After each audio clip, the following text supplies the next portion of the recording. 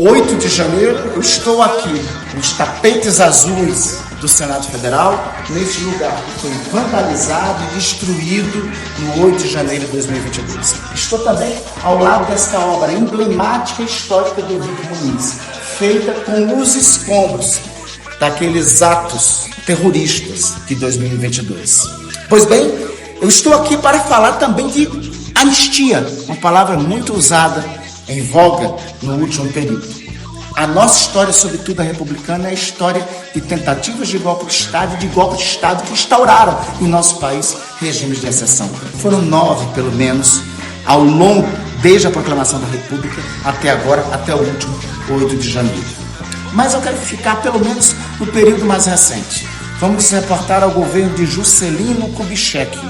Nós estamos falando de 1956, quando Juscelino é eleito. Juscelino, todos lembram, construtor dessa Brasília onde estamos, aquele que governou 50 anos em cima. Pois bem, Juscelino teve 2 tentativas de golpe sob o seu governo. A primeira foi em 1957, que foi debelada pelo general Henrique Teixeira Lopes. A segunda, a chamada Revolta de Aragarças, organizada aquela revolta de Aragarças a partir de um levante da aeronáutica. Nessa revolta de Aragarças teve 2 personagens. Eu vou falar deles para vocês. Primeiro personagem, Humberto de Alencar Castelo Branco. Castelo foi um dos idealizadores daquela tentativa de derrubar o governo de Juscelino, que previa, inclusive, o bombardeio do Palácio do Catete naquele ano de 1959. Pois bem, naquele período, tempos depois, chegou à mesa de Juscelino a promoção de Humberto de Alencar Castelo Branco. Ele era coronel.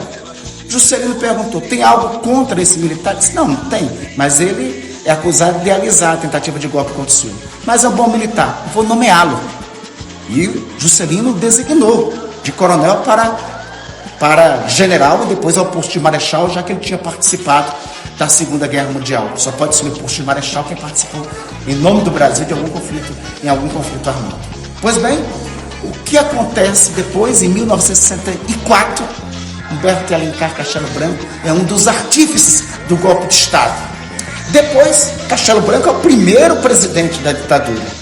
Chega à mesa de Castelo Branco, meses depois, na verdade, no ano seguinte, 1965, a relação dos nomes de alguns políticos que deveriam ser caçados. Lembremos que o próprio Juscelino apoiou o movimento de 64. Pois bem, o que é que Castelo Branco faz? Caça o mandato do senador Juscelino Kubitschek. A piedade e o reconhecimento que Juscelino teve com ele, o presidente do golpe de Estado de 64 não teve com Juscelino. Vamos ao outro personagem da revolta de Aragarças, da tentativa de golpe contra Juscelino.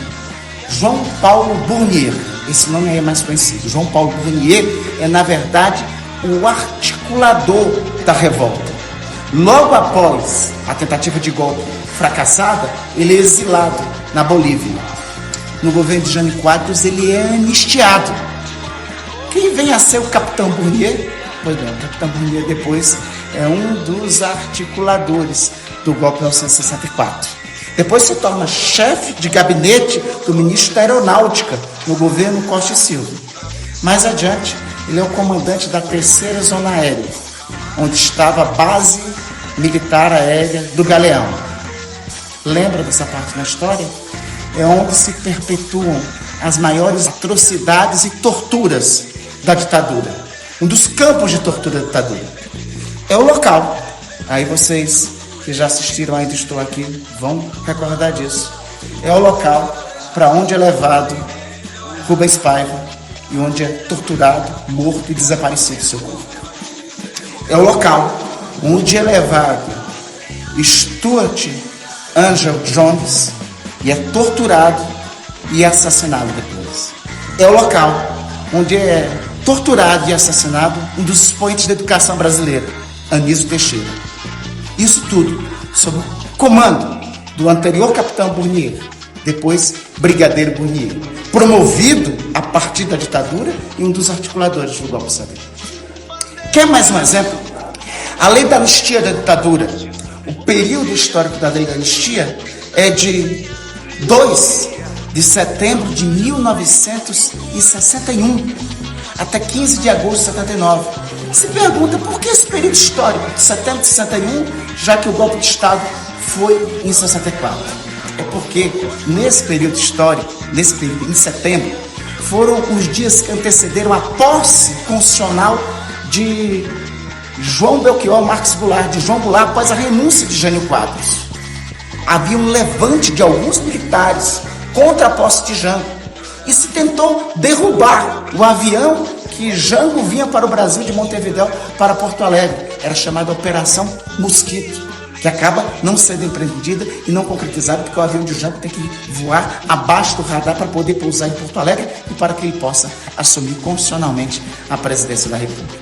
Vários atos foram praticados nesse período, e é por isso que na lei da anistia botaram esse período anterior a 64, para anistiar também aqueles que perpetraram atos e ações contra a democracia. Entenderam? Toda vez que se anistia um golpista, ele volta como torturador para matar Rubens Paiva, para matar Anísio Teixeira, para matar John Stuart, Angel Jones, para matar brasileiros. Toda vez que se anistia alguém que atenta contra a democracia, ele volta para derrubar a democracia e espalhar medo e morte. É por tudo isso que é sem anistia. Pela justiça e democracia.